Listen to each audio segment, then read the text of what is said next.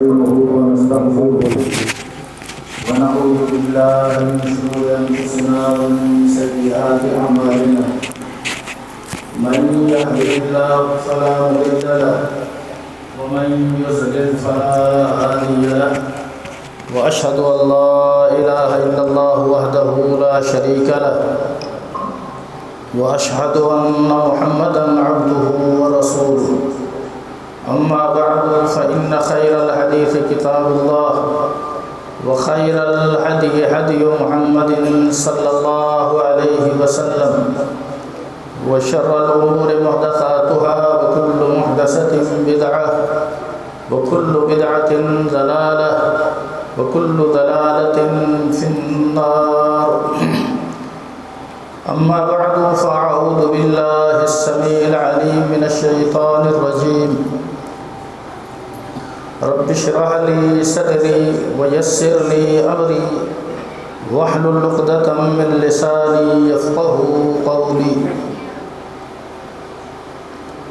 ثم أورثنا الكتاب الذين اصطفينا من عبادنا فمنهم ظالم لنفسه ومنهم مقتصد ومنهم سابق بالخيرات بإذن الله ذلك هو الفضل الكبير.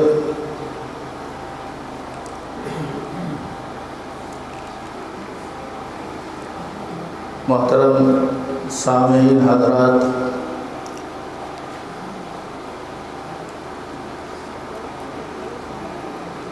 قرآن مجید فرقان حمید کے جو بہت سے کمالات ہیں،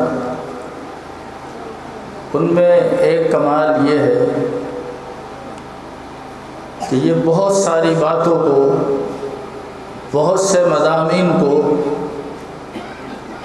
واقعتاً، حقیقتاً طور پر چند جملوں کے اندر، ایک آیت کے اندر بیان کر دیتا ہے. ظاہر ہے یہ کلام اللہ ہے. کلام اللہ کا مطلب اللہ کا کلام، اور یہ بات تمام اہل دانش ہر دور میں تسلیم کر چکے.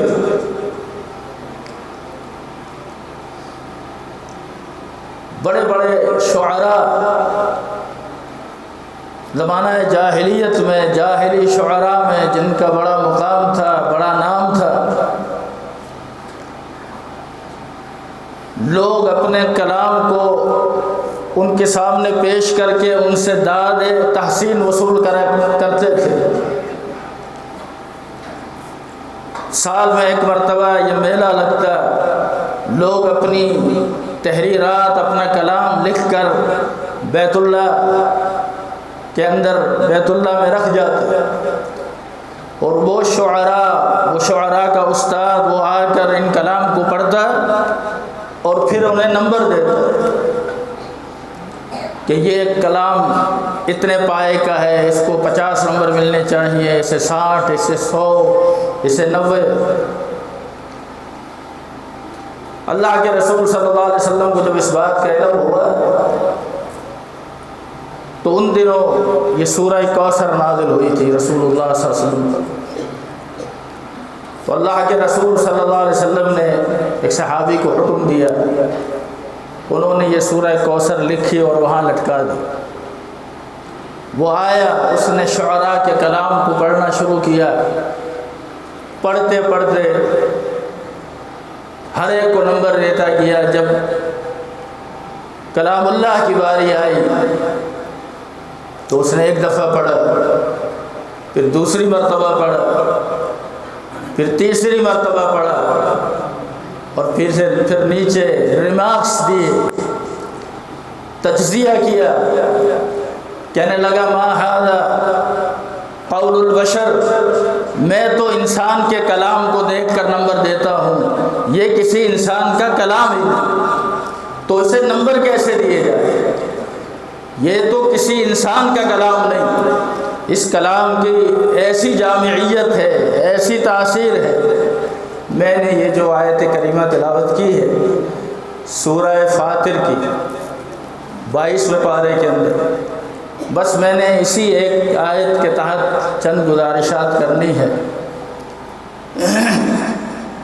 سب سے پہلے نمبر پر اللہ رب العزت نے ارشاد فرمایا کہ ثم اورثنا الکتاب الذین اصطفینا۔ بس آپ نے ایک تھوڑی سی توجہ یہ کرنی ہے کہ چونکہ اس آیت کے اندر ہر جملے کا، ہر لفظ کا اگلے لفظ سے ربط، ایک تعلق ہے، میں چاہوں گا کہ آپ اس ربط کے ساتھ رہیں اور اس ربط کے ساتھ چلیں، تاکہ میں اپنی بات اپنے ٹوٹے پھوٹے الفاظ میں آپ کو سمجھا سکوں۔ سب سے پہلا جملہ یہ کہ اللہ تعالیٰ نے قرآن مجید میں یوں فرمایا ثم اورثنا الکتاب الذین اصطفینا من عبادنا۔ ہم نے وارث بنایا۔ کس نے وارث بنایا؟ اللہ تعالیٰ نے۔ کس کا وارث بنایا؟ کتاب کا۔ کتاب سے مراد قرآن مجید ہے، کتاب سے مراد اللہ کی وحی ہے، کتاب سے مراد اللہ اور اس کے رسول کے فرامین ہیں، دونوں چیزیں۔ الکتاب کا مفہوم بہت واضح ہے۔ ابھی آپ قرآن مجید کے تعلق سے بہت ساری باتیں سن چکے اور بڑی پیاری بات کہی شیخ عبدالواحد صاحب نے کہ غور سے سنو۔ یہ جو سننے کا معاملہ ہے، اس کو اللہ تعالیٰ نے قرآن مجید کے اندر سورہ قاف کے اندر بہت واضح انداز کے اندر ارشاد فرمایا کہ ان فی ذالک لذکر۔ یہ قرآن مجید نصیحت ہے، ان فی ذالک لذکر لمن کان لہ قلب او القی السمع وہو شہید۔ یہ قرآن مجید اللہ کا ذکر ہے، نصیحت ہے، یہ دلوں پر اثر انداز ہوتا ہے، لیکن ہر ایک کے دل پر اثر انداز نہیں ہوتا۔ لمن کان لہ قلب، جس کے پاس دل ہو، او القی السمع، اور وہ اپنی پوری توجہ کو اس کتاب کی طرف مبذول کر دے اور پورے انہماک کے ساتھ، پورے دھیان کے ساتھ ہماتن گوش ہو کر بیٹھے، تو یہ قرآن مجید اس کے لیے بہت بڑی نصیحت ہے۔ اس قرآن مجید کو غور سے سننے کا معنی کیا ہے؟ شیخ کے پاس وقت کم تھا۔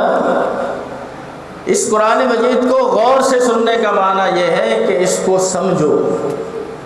اس قرآن مجید کو جہاں پڑھنا نیکی ہے، سننا نیکی ہے، تو یہ دونوں چیزیں پڑھنا اور سننا سمجھنے کے ساتھ ہے۔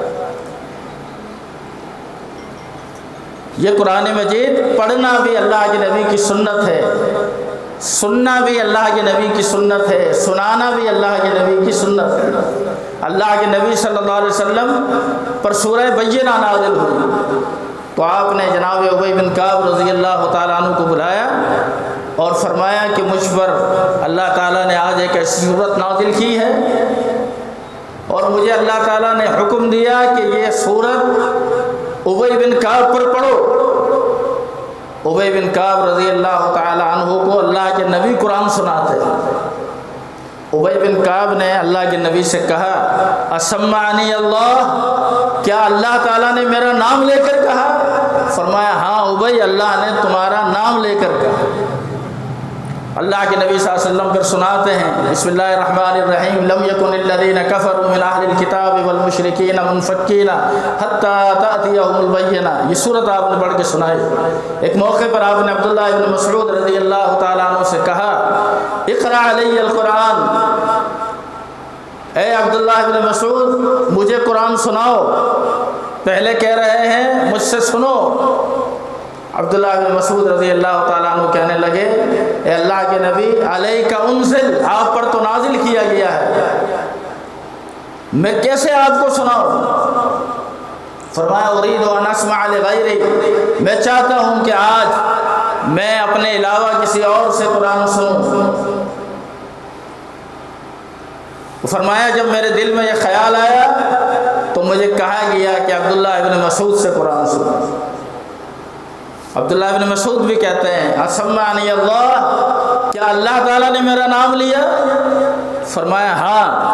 پھر عبداللہ ابن مسعود رو پڑے اور اللہ کے نبی صلی اللہ علیہ وسلم کو سورہ نساء سنانا شروع کی، اور فرماتے ہیں کہ جب میں اس آیت پر پہنچا فَكَيْفَ إِذَا جِئْنَا مِنْ كُلِّ أُمَّةٍ بِشَهِيدٍ وَجِئْنَا بِكَ عَلَى هَؤُلَاءِ شَهِيدًا، کہ وہ کیا وقت ہوگا، وہ کیا حال و کیفیت ہوگی جب ہر امت سے ایک گواہ کو اس کے نبی کو لایا جائے گا اور وہ اپنی امت پر شہادت دے گا، اور اے نبی جناب محمد رسول اللہ صلی اللہ علیہ وسلم، اللہ تعالیٰ آپ کو ان سب پر قیامت کے دن بطور گواہ کے پیش کرے گا۔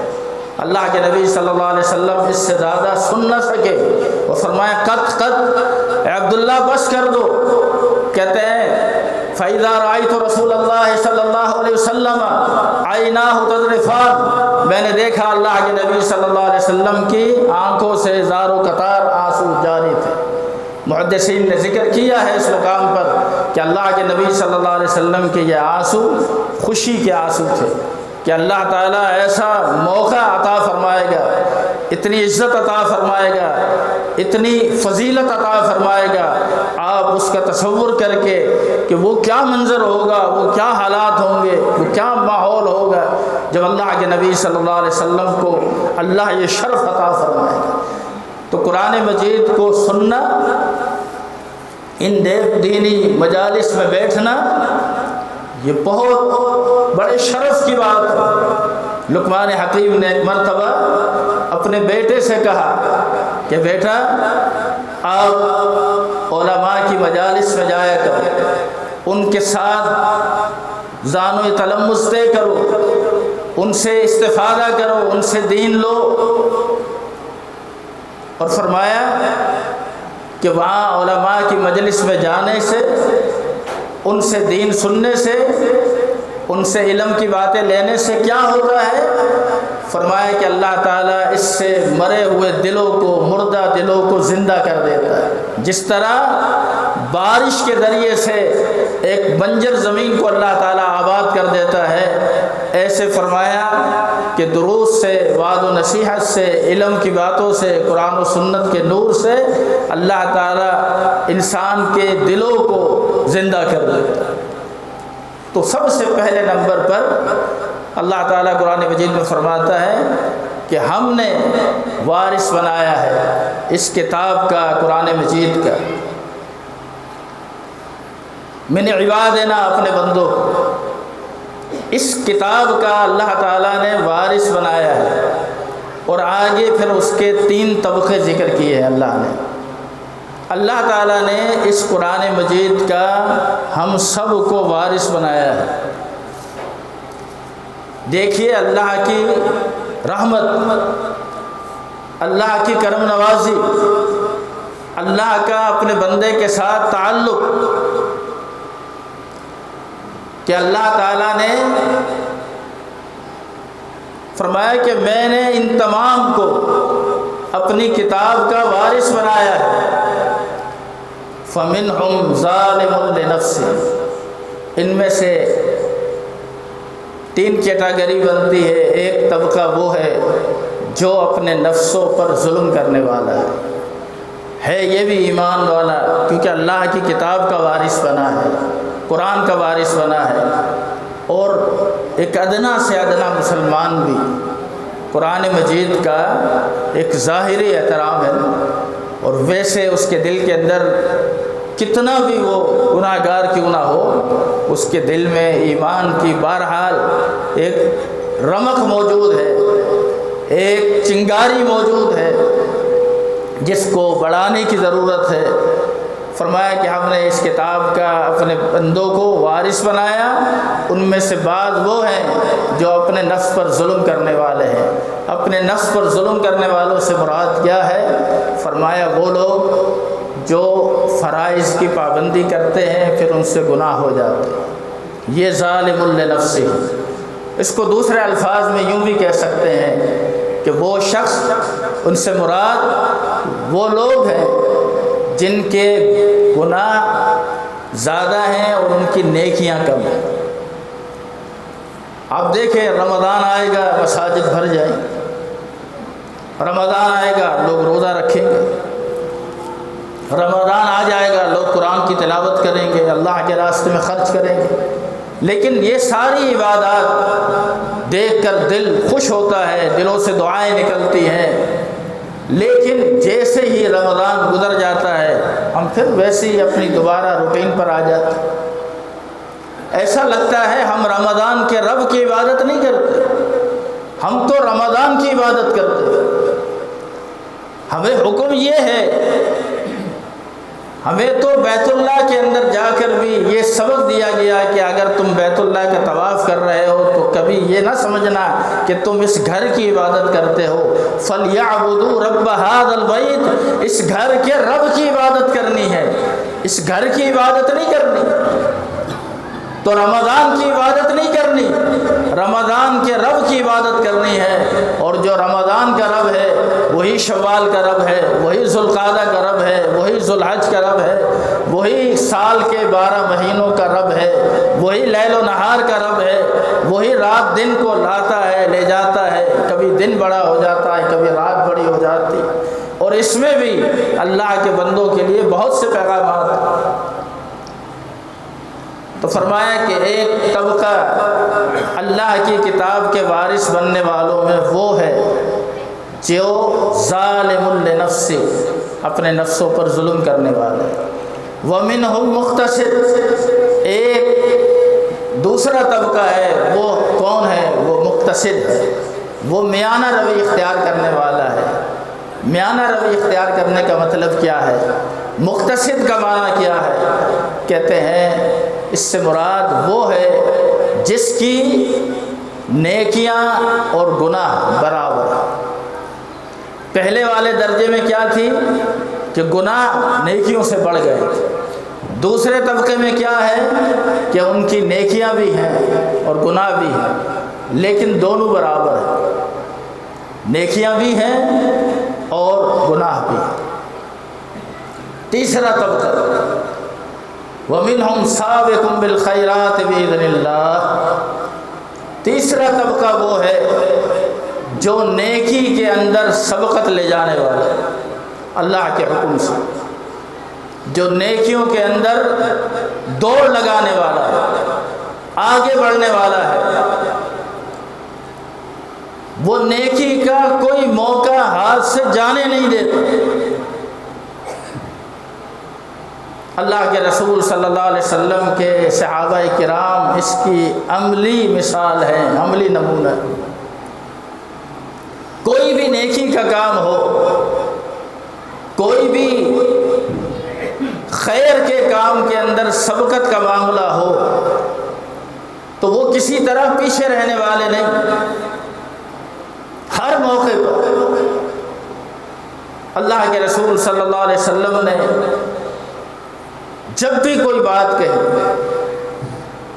جب بھی آپ نے کوئی حکم دیا، صحابہ کرام کسی طرح اس میں پیچھے رہنے والے نہیں بنے۔ سابقون بالخیرات، خیرات کے اندر، نیکی کے کاموں کے اندر سبقت لے جانے والے، اس میں وہ کسی طرح بھی پیچھے نہیں۔ اللہ کے رسول صلی اللہ علیہ وسلم کے پاس فقراء صحابہ آئے اور آ کر کہنے لگے اللہ کے رسول صلی اللہ علیہ وسلم کہ جو مالدار ہیں، ذهب اهل الدثور، جو مالدار ہیں وہ تو کما گئے۔ فرمایا وہ کیسے؟ کہا جس طرح ہم نماز پڑھتے ہیں وہ بھی نماز پڑھتے ہیں، ہم روزے رکھتے ہیں وہ بھی نفلی روزے رکھتے ہیں، لیکن اللہ نے ان کو ایک فضیلت دی ہے، انہیں اللہ نے مال دیا ہے، وہ اللہ کے راستے میں مال خرچ کرتے ہیں، ہمارے پاس مال نہیں، وہ تو ہم سے نیکیوں میں بڑھ گئے۔ ہم بھی دنیا کے اندر رہتے ہوئے ایک مالدار کا اور اپنا تقابل کرتے ہیں، لیکن ہمارا تقابل اپنے حالات کے اعتبار سے ہے، وہ بھی میرے ساتھ پڑھا ہے، وہ بھی میرے ساتھ کالج میں پڑھتا رہا، یونیورسٹی میں پڑھتا رہا، وہ اتنا آگے نکل گیا، میں اتنا پیچھے کیوں؟ وہ بھی میرے ساتھ ڈاکٹر بنا، میں پیچھے کیوں؟ مجھے ایک دفعہ ایک صاحب نے بتایا، ان کا بیٹا ڈاکٹر ہے، کہنے لگا میں اکثر اپنے بیٹے کو کہتا ہوں تمہارے جتنے دوست ڈاکٹر بنے ہیں وہ آپریشن کرتے ہیں، وہ ایک ایک آپریشن کے 1.5 2 لاکھ روپے لیتے ہیں، تم پورے مہینے کے اندر 1.5 2 لاکھ روپے کماتے ہو۔ بتائیں، یہ بھی سوچ ہے۔ اللہ کے نبی صلی اللہ علیہ وسلم سے صحابی بھی بات کر رہے ہیں مالدار کی، اور وہ بات یہ کر رہے ہیں کہ اللہ کے نبی مالدار ہم سے سبقت لے گئے، وہ اللہ کے راستے میں خرچ کرتے ہیں، ہمارے پاس مال نہیں۔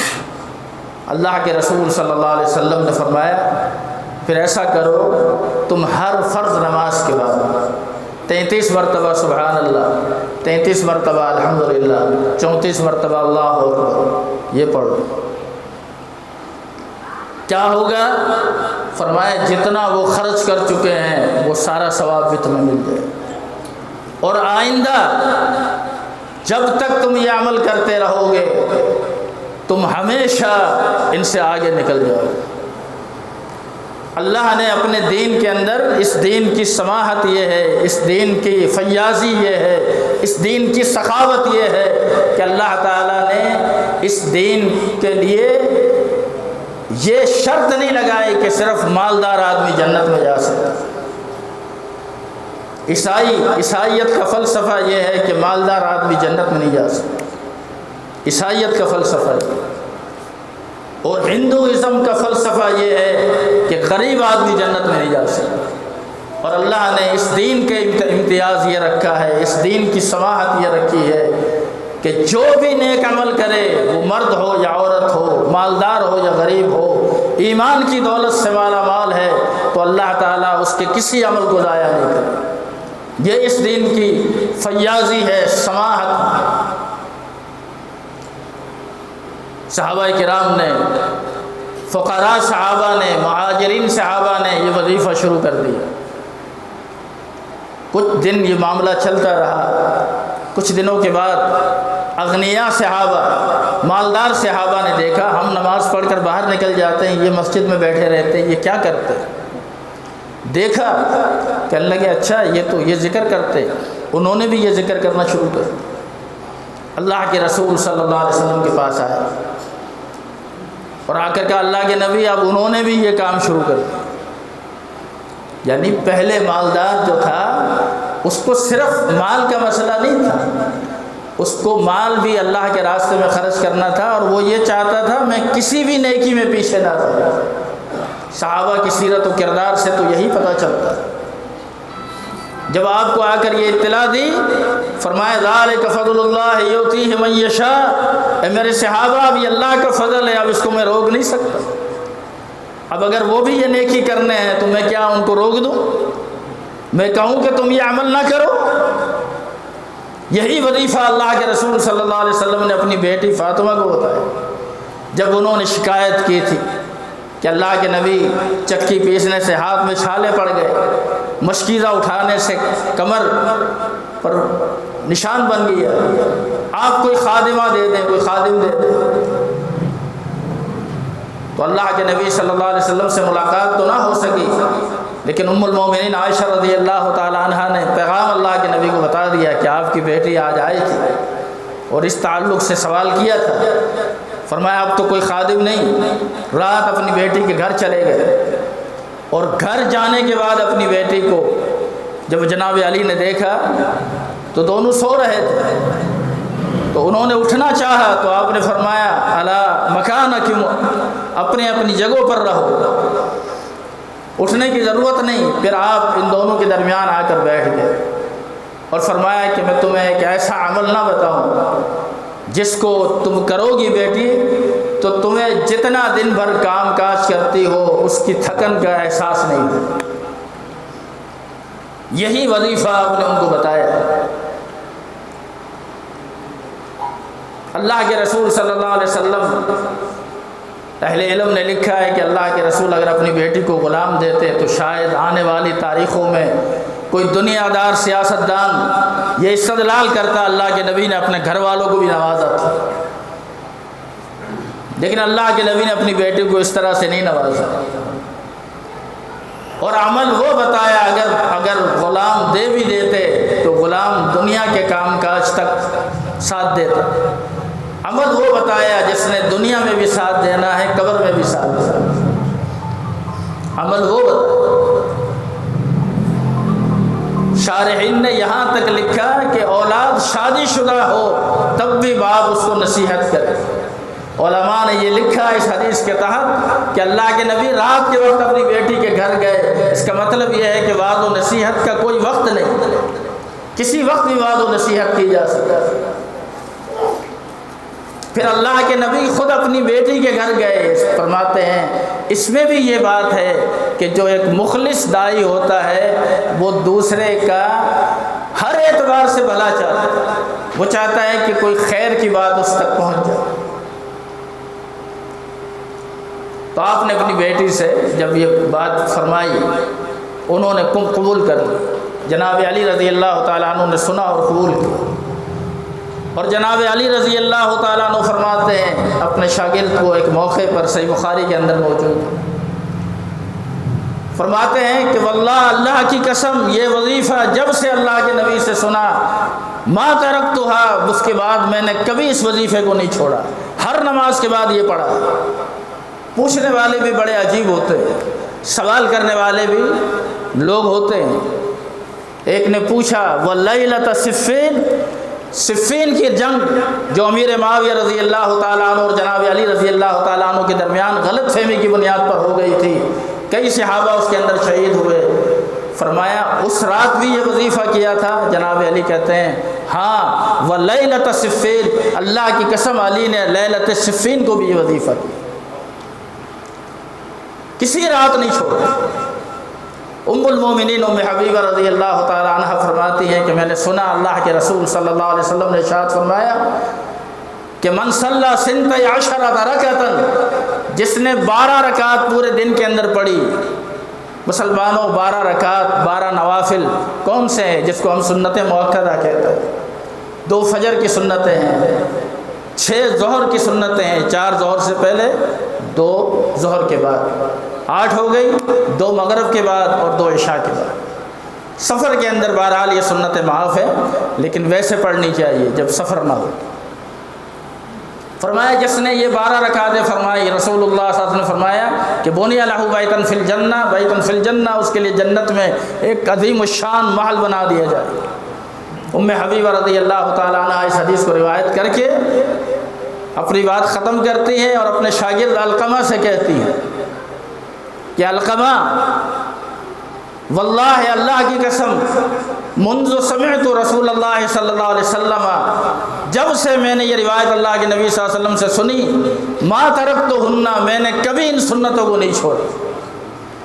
علقمہ کہتے ہیں اپنے شاگرد کو کہ واللہ اللہ کی قسم میں نے جب سے ام حبیبہ سے یہ روایت سنی ہے میں نے ان 12 رکعت کو کبھی نہیں چھوڑا۔ ان کے شاگرد اپنے شاگرد کو کہتے ہیں کہ میں نے جب سے علقمہ سے یہ روایت سنی اس کے بعد میں نے ان 12 رکعتوں کو کبھی نہیں چھوڑا۔ امام مسلم رحمۃ اللہ علیہ صحیح مسلم میں اس حدیث کو لائے ہیں۔ اس حدیث کے حاشیے پر امام نووی رحمۃ اللہ علیہ نے ایک اشکال وارد کیا، ایک مسئلہ کھڑا کیا، فرمانے لگے عمل تو وہ اچھا ہوتا ہے جس کو انسان چھپا کر کرے، وہ بتاتی کیوں ہے؟ انہوں نے کیوں بتایا؟ علقمہ نے کیوں بتایا؟ ان کے شاگرد نے کیوں بتایا؟ فرماتے ہیں عمل 2 طرح کے ہیں، ایک عمل وہ ہے جو عمومی اعتبار سے ہو اور عام آدمی عمل کرنے والا ہو، پھر اس عمل کی افضلیت یہی ہے کہ وہ چھپ کر کرے، کسی کو نہ بتائے، اور ایک عمل وہ ہے جو ام المومنین ماں ہونے کی حیثیت سے کرتے، وہ سارے اہل ایمان کی ماں ہے، اور وہ اپنی اس حدیث کو جو اللہ کے نبی سے سنی تھی بیان کرنے سے یہ چاہتی ہیں کہ میری اولاد بھی یہ عمل کرے تاکہ اس کا ثواب بھی میرے کھاتے میں آئے۔ تو اگر بیان کرنے میں نیت یہ ہو، ریاکاری نہ ہو، نیت یہ ہو کہ یہ بھی عمل کرے، تو پھر اس کو بیان کرنا جائز ہے، صرف جائز نہیں بلکہ مستحسن ہے، اس کے لیے بہتر ہے۔ وہ یہ کہہ سکتی ہے، بیان کرنے والا یہ کہہ سکتا ہے کہ میں نے اس عمل کو ہمیشہ کیا۔ پوچھنے پر بتا سکتا ہے۔ یہ 12 رکعات۔ وَمِنْهُمْ سَابِقٌ بِالْخَيْرَاتِ بِإِذْنِ اللَّهِ، یہ جو خطاب کے وارث بنے ہیں ان میں آخری طبقہ وہ ہے جو ہر نیکی میں سبقت لے جانے والا۔ ہر نیکی، ضروری نہیں کہ انسان مال خرچ کر کے ہی نیکی حاصل کرے۔ اللہ کے نبی کی مجلس لگی ہوئی تھی، آپ نے فرمایا کہ میری امت کے 70,000 افراد ایسے ہیں جو بغیر حساب و کتاب کے جنت میں جائیں گے۔ اللہ کے نبی صلی اللہ علیہ وسلم کے ایک صحابی عکاشہ بن محصن رضی اللہ تعالیٰ عنہ کھڑے ہوئے اور کہا، اے اللہ کے نبی ادعو اللہ ان تکون منہم، آپ دعا فرما دیجئے اللہ مجھے ان لوگوں میں سے کر دے۔ آپ نے صحابی کا جذبہ سنا، اس کی سبقت دیکھی، فرمایا ارجو اللہ ان تکون منہم، اے عکاشہ مجھے اللہ کی ذات سے امید ہے اللہ تعالیٰ نے چاہا تو تو انہی لوگوں میں سے۔ نیکی کا کوئی لمحہ ضائع نہیں کرنا، کوئی موقع ضائع نہیں کرنا۔ ربیعہ بن کعب اسلمی رضی اللہ تعالیٰ عنہ اللہ کے نبی صلی اللہ علیہ وسلم کے خادم تھے۔ اللہ کے نبی صلی اللہ علیہ وسلم کے لیے کبھی پانی لے کر آتے، کبھی مسواک لے کر آتے، کبھی آرام کا انتظام فرماتے، کبھی آپ کی سواری سے سامان اتارتے، کبھی سواری کو تیار کرتے۔ ایک مرتبہ رات کے وقت اللہ کے نبی کو وضو کی حاجت ہوئی تو ربیعہ بن کعب کو آپ نے سامنے پایا۔ پوچھا ربیعہ تم سوئے نہیں؟ فرمایا میرے دل میں خیال آیا اللہ کے نبی کو کسی کام کی ضرورت پڑ جائے، اللہ کے نبی مجھے طلب کریں، میں نے سوچا میں آپ کی خدمت میں حاضر ہو جاؤں اور یہ وقت آپ کی خدمت میں لگے۔ آپ کو اس پر بڑا پیار آیا، اللہ نے وحی نازل فرمائی۔ اللہ کے رسول صلی اللہ علیہ وسلم نے ربیعہ بن کعب اسلمی سے کہا سل ما بدا لک، اے ربیعہ تم جو چاہو مانگو۔ اللہ تعالیٰ فرماتا ہے اپنی طرف سے نہیں، نبی جو چاہے کرتے۔ ربیعہ بن کعب اسلمی نے سوچ کر اللہ کے نبی سے صرف ایک ہی بات کہی، اے اللہ کے نبی میں جو مانگوں گا مجھے ملے گا؟ فرمایا ہاں۔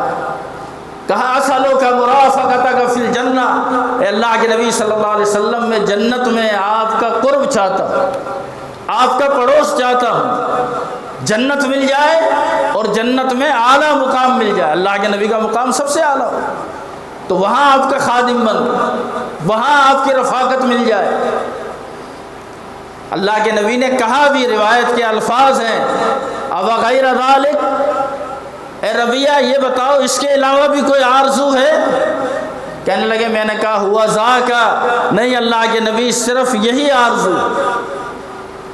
تو آپ نے فرمایا فَأَعِنِّي عَلَىٰ نَفْسِكَ بِكَثْرَةِ السُّجُودِ، ہاں پھر تمہیں ایک کام کرنا پڑے گا اور وہ کام یہ ہے کہ تم کثرت سجود سے زیادہ نوافل پڑھ کے اپنے اندر اس بات کا استحقاق پیدا کرو کہ میں کل قیامت کے دن تمہاری شفاعت کروں اور تمہیں جنت میں میرا قرب حاصل ہو۔ وَمِنْهُمْ سَابِقٌ بِالْخَيْرَاتِ بِإِذْنِ اللَّهِ، وہ ہر نیکی میں سبقت لے جانے والے ہیں۔ ایک موقع پر اللہ کے رسول صلی اللہ علیہ وسلم کے پاس جب آپ نے غزوہ تبوک کے موقع پر اعلان فرمایا، اعلان کیا اللہ کے راستے میں مال خرچ کرو، اس اعلان کو سن کر لوگوں نے مال خرچ کیا۔ ابو طلحہ رضی اللہ تعالی عنہ اپنا پورا باغ اللہ کے راستے میں دے۔ ایک صحابی نے رات بھر ایک یہودی کے باغ کے اندر محنت مزدوری کی، اسے جو اس کا عوض ملا کھجوروں کی صورت میں اس نے اللہ کے نبی صلی اللہ علیہ وسلم کے سامنے لا کر رکھ دیا۔ منافقین کو موقع ملا، کہنے لگے جس نے پورا باغ دیا ہے یہ ریاکار ہے، جس نے تھوڑا دیا کہا اس کے تھوڑے مال کی اللہ کو کیا ضرورت ہے۔ اللہ کو یہ طنز، یہ طعنہ پسند نہیں آیا۔ اللہ نے سابقون بالخیرات باذن اللہ کو پھر قرآن مقدس کا حصہ بنا دیا۔ فرمایا الذین یلمزون المتطوعین من المؤمنین فی الصدقات، وہ لوگ جو ان خالص اہل ایمان پر طعنہ زنی کرتے ہیں اور اپنی زبان کے نشتر چلاتے ہیں، صدقات کے بارے میں، اللہ کے راستے میں خرچ کرنے کے بارے میں۔ والذین لا یجدون الا جہدہم، ان میں ایسے بھی تھے جو بیچارے جو کچھ ان کی استطاعت میں تھا وہ لے کر اللہ کے رسول صلی اللہ علیہ وسلم کے پاس آ گئے۔ آج یہ لوگ ان اہل ایمان کا استہزاء کرتے ہیں، ان کا مذاق اڑاتے ہیں۔ فَيَسْخَرُونَ سَخِرَ اللَّهُ مِنْهُمْ، اللہ بھی کل قیامت کے دن ان کا استہزاء کرے گا، ان کا مذاق اڑائے گا، ان کے اس مذاق کی انہیں جزا دے گا، ان کا بدلہ دے گا۔ یہ ایسے لوگ نہیں۔ وَمِنْهُمْ سَابِقٌ بِالْخَيْرَاتِ بِإِذْنِ اللَّهِ، ابو دہدہ رضی اللہ تعالی عنہ انہی صحابہ میں سے اللہ کے نبی صلی اللہ علیہ وسلم کے پاس آئے اور آ کر کہا، اللہ کے نبی، یہ صحابی جس کا ایک درخت ہے میرے کھجور کے باغ میں، یہ بسا اوقات آتا ہے اس درخت سے کھجور اتارنے کے لیے، میں گھر پہ نہیں ہوتا، اس کو بھی پریشانی ہوتی ہے، اس کی وجہ سے گھر والوں کو بھی پریشانی ہے، آپ اس سے کہیں کہ یہ ایک درخت مجھے بیچ دے، میں اس کو پیسے ادا کر دیتا ہوں، منہ مانگی قیمت دیتا ہوں۔ آپ نے فرمایا کہ یہ درخت تم اس کو بیچ دو، اس کا جو شکایت ہے وہ ماخوذ۔ اس نے کہا نہیں جی میں تو نہیں بیچوں۔ آپ نے اسے رغبت دلائی اور فرمایا کہ تم یہ درخت اسے دے دو، میں جنت میں تمہیں درخت کی ضمانت دیتا ہوں۔ وہ پھر بھی نہیں مانا، لیکن ابو دہدہ کا فوراً ذہن بدل گیا، فرمانے لگے اللہ کے نبی ابھی آپ نے فرمایا کہ اگر یہ درخت چھوڑ دے تو اسے جنت میں درخت ملے گا، اس کو تو یہ قبول نہیں ہے، لیکن میں اگر سارا باغ اس کو دے دوں تو مجھے جنت میں ملے گا؟ فرمایا ہاں ابو دہدہ اگر تم نے اس کو دے دیا تو اللہ تعالیٰ تمہیں جنت میں درخت عطا فرمائے گا، باغ عطا فرمائے گا۔ کہا پھر ٹھیک ہے، سودا پکا ہے، میں نے یہ باغ اس کو دے دیا، وہ ایک درخت نہیں دے رہا تھا، میں پورا باغ اس کو دیتا ہوں۔ آگے محدثین شارحین لکھتے ہیں کہ ابو دہدہ جب اپنے باغ کے قریب پہنچے تو اپنے گھر والوں کو آواز دی، اپنی اہلیہ سے کہا یا امت دہدہ اخرجی، اے ام دہدہ باہر آ جاؤ، میں نے اس باغ کا سودا کر دی۔ ام دہدہ نے سمجھا کوئی اچھا معاملہ ہو گیا ہے، کوئی اچھی آفر آئی ہے، انہوں نے بیچ دیا۔ گھر سے بچے کو لے کر باہر نکلی، سامان کو لیا، پوچھا کتنے کے اندر بیچا ہے؟ کہا ام دہدہ میں نے اللہ کی جنت کے عوض اس کو بیچا۔ بیوی بھی دیندار تھی، کہنے لگی اے ابو دہدہ واللہ اللہ کی قسم تم نے کوئی گھاٹے کا سودا نہیں کیا، تم نے بہترین سودا کیا، اتنا اچھا سودا تمہیں مبارک ہو، اس میں گھاٹا ہے ہی نہیں۔ وَمِنْهُمْ سَابِقٌ بِالْخَيْرَاتِ بِإِذْنِ اللَّهِ، جو نیکی کے اندر سبقت لے جانے والے، کہاں تک ذکر کر اور کتنے واقعات ہیں۔ اللہ کے رسول صلی اللہ علیہ وسلم نے ایک موقع پر یہ چاہا کہ آپ اپنی بیوی حفصہ رضی اللہ تعالی عنہ کو طلاق دینا چاہتے تھے، کچھ ایسی تلخ کلامی ہو گئی، بلکہ سنن دارقطنی کے اندر جو روایت ہے اس کے اندر تو یہ بھی ہے کہ طلق رسول اللہ صلی اللہ علیہ وسلم حفصہ تھا، کہ اللہ کے رسول صلی اللہ علیہ وسلم نے حفصہ کو طلاق دی، لیکن صحیح بات یہ ہے کہ اللہ کے نبی صلی اللہ علیہ وسلم نے حفصہ کو طلاق نہیں دی تھی، ہاں آپ نے طلاق کا ارادہ فرمایا تھا۔ تو دارقطنی کی جو روایت ہے اگر اس کو محمول کیا جائے گا، اس کا مطلب لیا جائے گا، تو مطلب یہ ہے کہ آپ نے طلاق کا ارادہ فرمایا تھا،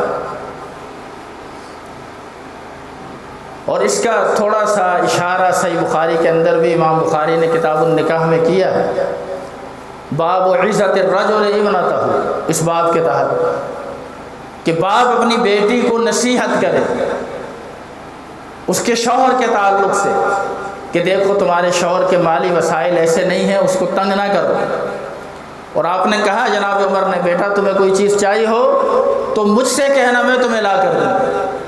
اچھا باپ یہ چاہتا ہے کہ اپنی بیٹی کا گھر بنا رہے۔ چنانچہ جب آپ نے یہ ارادہ کیا تو اللہ تعالیٰ نے وحی نازل کی۔ امام حاکم رحمۃ اللہ علیہ اس حدیث کو مستدرک حاکم میں لائے، اور اللہ کے رسول صلی اللہ علیہ وسلم سے کہا گیا کہ آپ حفصہ کو طلاق دینا چاہتے ہیں، اللہ تعالیٰ فرماتا ہے کہ آپ حفصہ کو طلاق نہ دیں۔ آپ کے سامنے اس کا ایک عذر آ گیا ہے، اس کی ایک غلطی آ گئی ہے، لیکن اللہ تعالیٰ تو بندے کے دلوں کو احوال کو جانتا ہے، اس کی راتوں کے احوال کو جانتا ہے، اس کے دن کے احوال کو جانتا ہے۔ آپ اسے طلاق دینا چاہتے ہیں، فرمایا کہ اس کے اندر دو خوبیاں ہیں، انہا صوامۃ انہا قوامۃ وزوجتک فی الجنہ۔ اے اللہ کے نبی، یہ صوامہ ہے، یہ نفلی روزے بہت رکھتی ہے، آپ ہر وقت اس کے پاس نہیں ہوتے۔ قوامۃ، یہ راتوں کو اٹھ کر قیام کرتی ہے۔ وزوجتک فی الجنہ، اور آپ اسے دنیا میں چھوڑنا چاہتے ہیں، اللہ نے تو جنت میں بھی اس کو آپ کی بیوی بنائی۔ اس پیغام کے آنے کے بعد جناب محمد الرسول اللہ صلی اللہ علیہ وسلم نے وہ ارادہ ترک کر دیا۔ دوبارہ اس آیت کی طرف آ جائے، ثم اورثنا الکتاب الذین اصطفینا، ہم نے اس کتاب کو نازل کیا۔ اللہ تعالیٰ فرماتا ہے وارث بنایا ہم نے اس کتاب کا اپنے بندوں کو، ان بندوں میں بعض ظالم لنفسہ، اپنے آپ پر ظلم کرنے والے ہیں، نیکیاں بھی کرتے ہیں گناہ بھی کرتے ہیں۔ ومنہم مقتصد، ان میں سے بعض وہ ہیں جن کے نیکی اور گناہ برابر ہیں۔ ومنہم سابق بالخیرات باذن اللہ، اور تیسرا طبقہ ان میں سے وہ ہے جو نیکیوں کے اندر سبقت لے جانے والا ہے، کوئی لمحہ کوئی موقع نیکی کا ضائع نہیں کرتا۔ کتنا عظیم الشان واقعہ ہے، اللہ کے نبی نے اعلان کیا اللہ کے راستے میں جہاد کے لیے نکلو، صحابہ نکل گئے۔ ایک صحابی حالت جنابت میں تھے، نئی نئی شادی ہوئی تھی، حنظلہ رضی اللہ تعالیٰ عنہ، حنظلہ رضی اللہ تعالیٰ عنہ اسی حالت میں نکل گئے، مارکے میں گئے اور شہادت مل گئی۔ اللہ کے رسول صلی اللہ علیہ وسلم کے پاس حنظلہ کی بیوی آئی اور کہا اللہ کے نبی آپ تو شہید کو غسل نہیں دیتے، لیکن حنظلہ ایسی حالت میں شہید ہوئے ہیں کہ ان پر غسل واجب تھا۔ تب اللہ کے نبی صلی اللہ علیہ وسلم مسکرائے اور فرمایا واللہ، اللہ کی قسم، رأیتہ، میں نے دیکھا اسے اپنی آنکھوں سے کہ اللہ کے فرشتے اسے غسل دے۔ صحابہ کہتے ہیں جب ہم نے حنظلہ کے جنازے کو اٹھایا تو پانی کے قطرات نیچے گرے۔ علامہ شوکانی رحمۃ اللہ علیہ نوال الاوتار کے اندر اس بحث کو لائے ہیں اور یہ سوال کیا ہے کہ اگر کوئی شخص آج کے دور کے اندر جنابت کی حالت میں شہید ہو جائے تو اس کا کیا حکم ہے؟ فرماتے ہیں اس کا حکم یہ ہے کہ اسے غسل دیا جائے گا۔ پھر اس صحابی کو غسل کیوں نہیں دیا گیا؟ کہا اس صحابی کا اکرام، اس صحابی کی عزت افزائی ہے، اس کو یہ اکرام کیوں ملا ہے؟ صحابی غسل کر کے جاتے، کہتے ہیں حنظلہ اس بات سے ڈر گئے تھے کہ اگر میں گھر میں رک گیا غسل کرنے کے لیے، کہیں ایسا نہ ہو اللہ تعالیٰ کی طرف سے کوئی وحی آ جائے جو لوگ اس مارکے میں پیچھے رہ گئے ہیں ان کے لیے اللہ کی طرف سے یہ عذاب ہے۔ حنظلہ اس سے ڈر گئے، اس ڈر نے انہیں شہادت کے لیے اللہ کے راستے میں نکلنے پر مجبور کر دیا۔ وَمِنْهُمْ سَابِقٌ بِالْخَيْرَاتِ بِإِذْنِ اللَّهِ، یہ سارے لوگ فرمایا کامیاب۔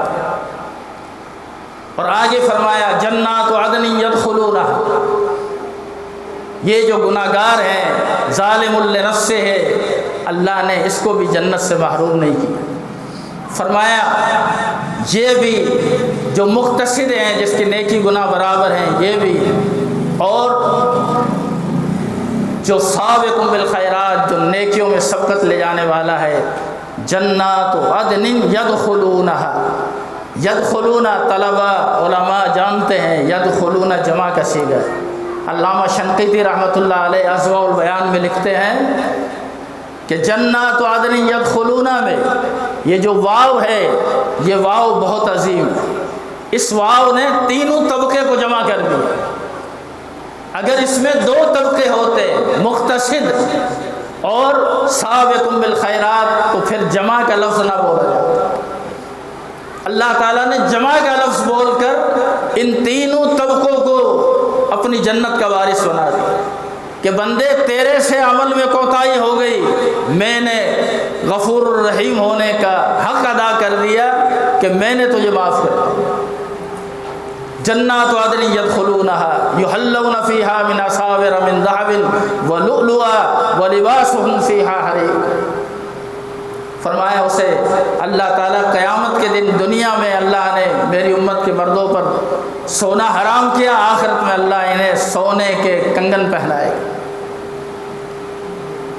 اللہ تعالیٰ انہیں ریشمی حلے عطا فرمائے گا، ریشم پہنائے گا۔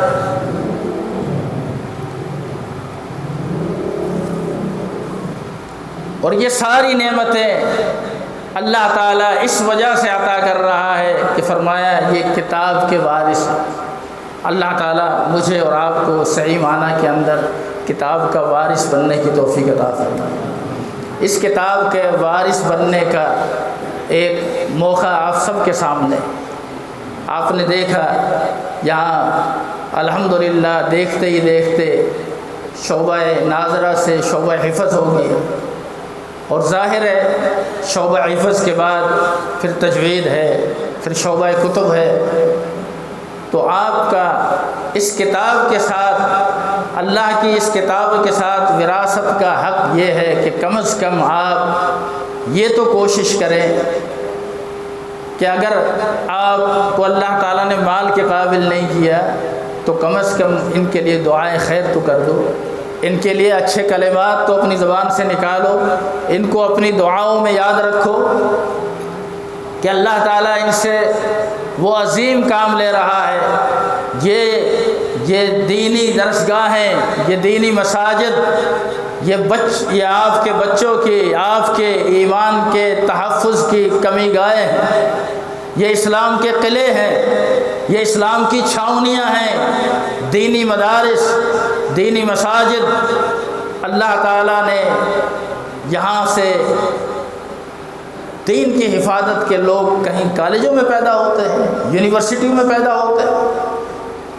20 مثالیں آپ دکھا سکتے ہیں، کالج کا، یونیورسٹی کا پڑھا ہوا دہریہ نکلا، بے دین نکلا، کمیونسٹ نکلا، اس نے گمراہی پھیلا دی،